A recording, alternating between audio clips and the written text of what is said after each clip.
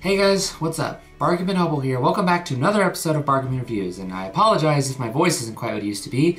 I had a cold a little bit ago, so yeah, my voice isn't quite going back to normal yet. It just comes and goes at random, so if I sound different, that's why. Yeah. Fate. Now there's a funny thing. Do you believe in fate? And if you do, if you could change it, would you? Do you guys get that reference? Because we're gonna review Brave on Xbox 360 today. Oh, yeah, I own the game digitally, so I don't have a box to hold up. Well, let's get to it.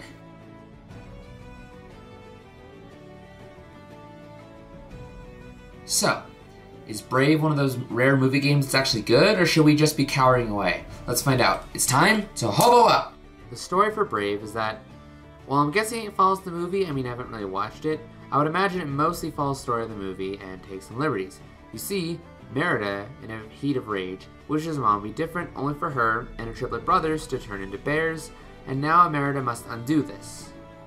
Like I said, I haven't watched the movie, so from what I can tell, this kind of follows the plot of the movie but takes liberties because video games? You know, it is what it is. Well, let's look at the gameplay. Gameplay for Brave is really interesting. You see, it's a three-way tie between a platformer, a beat-em-up, and a dual-stick shooter. You guide Merida through 8 levels, jumping over platforms, fighting enemies, and using your bow. You use the right analog stick to shoot your bow in any direction, and it works really well. Especially if you actually get close to something you're aiming at, you lock onto it automatically. It takes a bit of getting used to, but you'll be an expert archer in no time. As you progress through the game, you unlock charms, or elements you can use for your sword and bow. What are these elements? Well...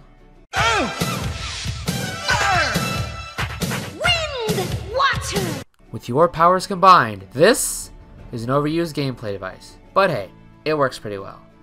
Now as you play, there's a bevy of chests to find. These chests include new swords, new bows, which upgrade each weapon, and tapestries. The tapestries upgrade all the characters you play as, and it can be really helpful. Trust me, you're gonna need this. As well as new costumes for Merida, but those are just cosmetic. These chests can either be found while you're walking, or they can be hidden really well. So you need to keep an eye open for them, and the level will tell you which ones you have and have not found, so that's pretty handy. You're also going to find a ton of coins, laying around from defeated enemies or inside breakable objects. You want to get these because you need these to upgrade Merida. These can upgrade her current skills or give her new ones, and you'll need these, let's just say, you want to beef up Merida for the final battle, without saying too much. Although, playing through the game one time won't give you enough coins to fully upgrade everything, so you are going to need to grind. And also, there's a co-op wisp, so a buddy can jump in and play with you, and that wisp can be upgraded as well. Let's just say if you want to upgrade absolutely everything, you're going to have to do a lot of grinding. Alongside Merida, you can play as Queen Eleanor as the bear, and these are brawler sections which you just destroy a bunch of enemies and it's really easy. You're just so powerful, you can just breeze right through them. Honestly, it's pretty easy, but then again, I did play this on easy mode, so make of that what you will. Furthermore, you can play as the triplets to solve a puzzle open the way for Merida. You can switch between the triplets at any time, and they have to interact with things, and overall these are pretty interesting. Some of them can get a little tricky sometimes, although the nice thing about this is that when you've already completed it and revisit a level, the game will allow you to skip it, so you don't have to do it again, which is good, because sometimes these can be tedious to have to do more than once. So, the gameplay is a welcome change of pace. It's way better than Hummer Badlands and Pimp My Ride at least. It's a nice hybrid between platformer, beat 'em up, and dual stick shooter, and then you have the Queen Eleanor segments, which are really fun, and by the way, a great way to grind for coins. And also the triplet segments, which, they're okay, but thankfully the game lets you skip them once you've already done them. So yeah, gameplay's pretty good. Let's check out the presentation. Sadly, this is the one that falls short. The presentation is a bit of a mixed bag. The levels look nice, and the voice acting is good, but unfortunately there are some snags here and there. For example, the snow effect here looks really phoned in. It just doesn't look quite realistic, and unfortunately there's some frame rate drops here and there. I noticed the game does stutter a bit here and there.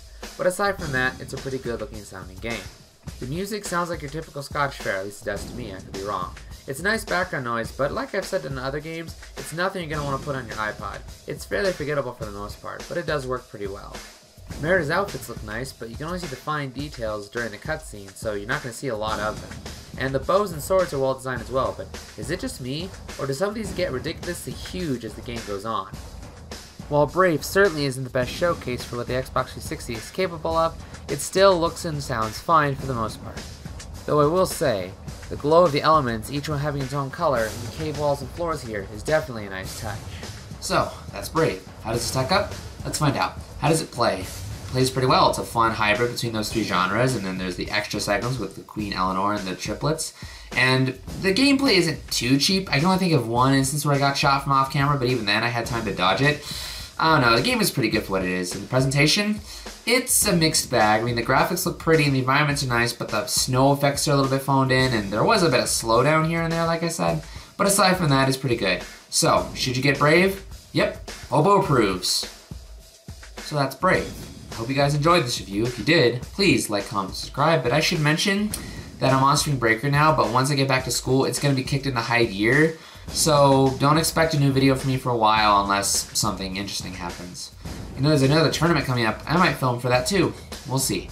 But until then, I want to thank you all for watching. Thank you so much. I love you all. Hobo out.